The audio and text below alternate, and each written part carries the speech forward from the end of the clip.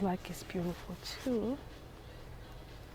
Looking at the price, and it's 30% off. Awesome. Nice and lightweight, shiny.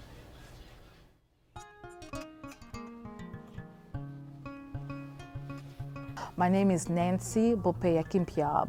I am a fashion designer. I have been in the business since 2000. I want to say officially 2007, and I have been working in the fashion industry, but mostly doing my own thing. I love to work from home, and I just create, gowns and beautiful dresses for women from all walks of life. So pretty much today, I am here just to browse. I wanted to see what they have, if they have any new arrivals, anything new, since it's the, it's the party season, it's the wedding seasons. Just so I can be on top of what I can show my clients once they come and place orders. So I usually like to hang out in this area. This is my local fabric store, because this is their special occasion fabrics. So I like to, to look at the beautiful mesh they have. I like mesh. I like, anything with lace, satin, and things like that. I'm not looking for anything particular today, like I said earlier. Just kind of want to see what they have. The name of my business is RehtseCouture. It's actually Rehtse is actually the name of Esther from the Bible, written backwards. So I'm inspired by Esther, which is the Cinderella story of the Bible. Growing up, my parents belonged to a Christian chamber where they had frequent gala, nice fancy sit-down dinner, and my mom would just come up with the beautiful outfits to wear to those events. Her younger sister is a fashion designer. I remember as a child, my mom would take me with her, me and my sister, right after school. She would pick us up from school, and she would take us, to pick up her outfit at her sister's.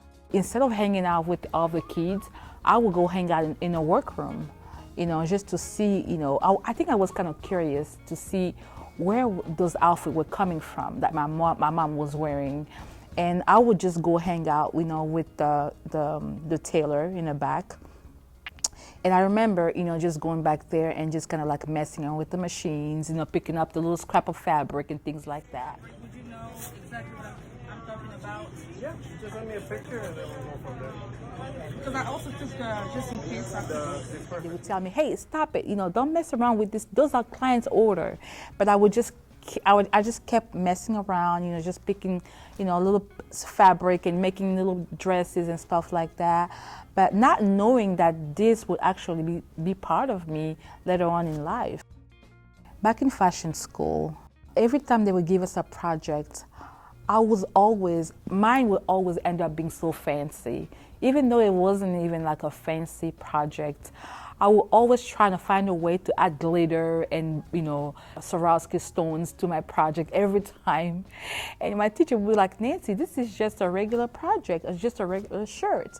But I always find my way to make it fancier. I think that's kind of where I knew that I wanted to do something with evening, anything with, something fancy.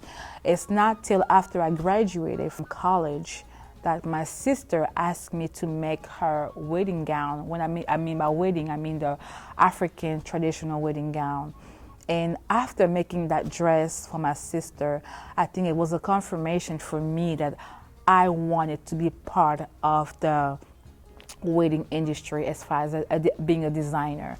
I wanted to, because I knew how my sister felt when I made her dress. And I was like, wow, I want to make so many women feel the same way. Aliyah, thank you for being our model today. Oh, no problem. It was just perfect. Once I went into business, I attracted a lot of women for their weddings. A lot of women who were getting married reached out to me to do their dresses for the wedding day. I know it's already done and everything, so as you can see, but I would like to just to make sure that I go and double check, and I call it like the quality control, just to make sure that everything works. If I'm not gonna be there, I want to make sure the zipper works perfectly. That's the ribbon in the back is tied appropriately as well. That's the only thing. I mean, I can drop it off to you like tomorrow. That'll be great. It'll be great. Yeah. Yes. I can bring it to you tomorrow.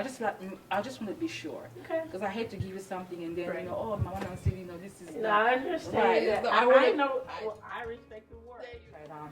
So for the most part, when I have clients, I do require 3 feedings. So we did about 3 feedings with you, right, Maria? Yeah. So the first one, it was just like, it was pretty rough. Believe me, a lot of clients can like be like, what is she doing? Like the first day, she came, there was no train. It was only the front part, and that's it. I think it was a corset, right? Yes. Only the corset was done, and then the skirts.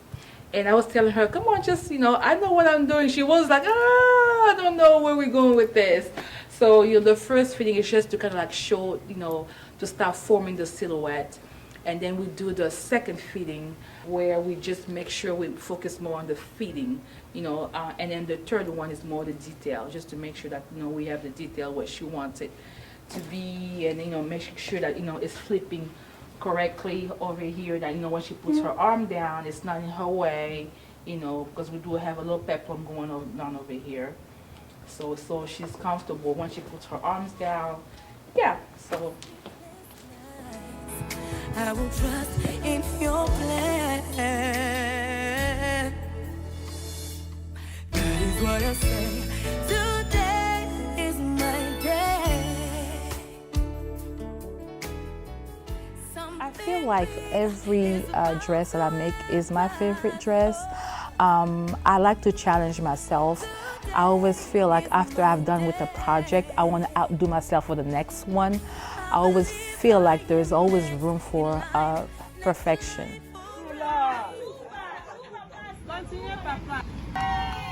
All right, so we are here today at the Ewing Manor. This is where we are going to have our photo shoot. I chose this place because I like the way it brings out my clothes. If you could look around, just see how beautiful it has nature. It's a beautiful castle. It has beautiful sights and places, and give us a lot of options where we can actually take pictures. It's done now. Are you sure? If that's the last one, you can try to make me see the last one. Okay, let's wait. How do I so select I my don't run models? face I think for me it's more of a connection, a thing. It's not really about how tall she is or how short she is, because I have worked with tall models who didn't give me anything, and I have worked with short models who gave me everything. So I think that the way I select my model is the ones that speak to me, the ones that are able to translate my vision right away without me saying anything, is the one that I usually select. What do you think? Yeah, I like it. My business during the pandemic, it was quite a challenge, I must say. Let's go back to the early 2020, early in January. I felt like I was doing wonderful. After moving into this small town, I was finally able to let people know who I was. And I was actually fully booked for the first 6 months of the year. It was wonderful. Things were going great till our nation was hit with the pandemic. It went from fully booked to 2 orders left. It was pretty interesting. I have to say that I have to admit at first I was very numb, and I didn't know what I was going to do next. It took me a little bit to think about what am I doing next. After speaking with my girlfriend on the phone, you know, she's also a designer. She told me, Nancy, you know what? Let's make the best out of this. Let's start making masks. And at first I laughed. I was like, what do you mean? She's like, let's start making masks. I was like, I'm not a crafty person. I don't know anything about masks. I wasn't interested. She insisted and insisted. Finally, I gave in and I tried to make a few masks at home. And it wasn't that bad. After a while, I started selling my mask. I started getting more orders. People were really loving the way we were doing our mask. Order kept coming in daily. I had made masks for one of my clients, for her and her entire family. Little did I know that her mother-in-law was a congresswoman. I got a call a few days later after making her order. Her mother-in-law wanted to order some masks from me, and I asked her how many, and she said 100. I'm like, wow, 100 masks. And I was like, wow, this is pretty good. So I got my team together and we were able to make the 100 masks for the mother-in-law. And we shipped it to her in Washington, D.C. Little did I know that my masks were actually being shipped for the Black Caucus in Washington, D.C. I had no idea. I turned on the TV and I saw my mask on CNN. I was amazed. I was amazed. Where do I see myself in 5 years, or my business in 5 years? I see my business growing, of course, going global. But as far as for me, I see myself doing more of mentorship. I see myself mentoring young African talented children, who, just to help them, to give them a voice through my label as well. Thank you, Mama Nancy.